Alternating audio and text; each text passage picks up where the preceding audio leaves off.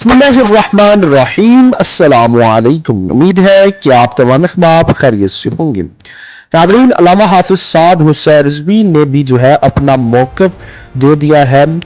नाज़रीन, जैसा कि डी चौक पर जो कुछ तहरीके इंसाफ के कारकुनान के साथ हुआ उससे आप यकीनन वाकिफ़ ही होंगे। इस पर अल्लामा हाफिज साद हुसैन रिजवी जो है वो भी सामने आ चुके हैं। आपके साथ अल्लामा हाफिज साद हुसैन रिजवी का मुकम्मल जो है बयान सामने रखेंगे।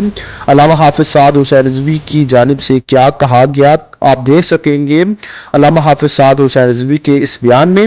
चैनल पर नहीं है तो चैनल को ज़रूर सब्सक्राइब कीजिए ताकि हर किस्म की न्यूज़ अपडेट आपके साथ शेयर कर सकें।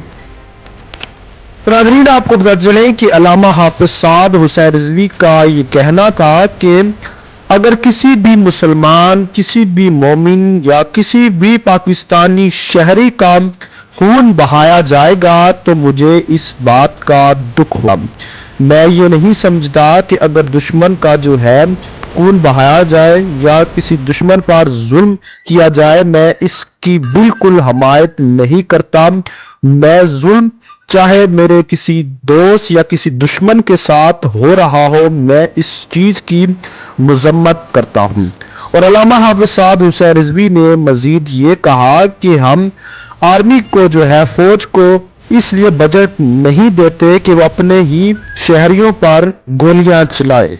तो आइए नाज़रीन, अल्लामा हाफिज साद हुसैन रिजवी का वो बयान सुनते हैं।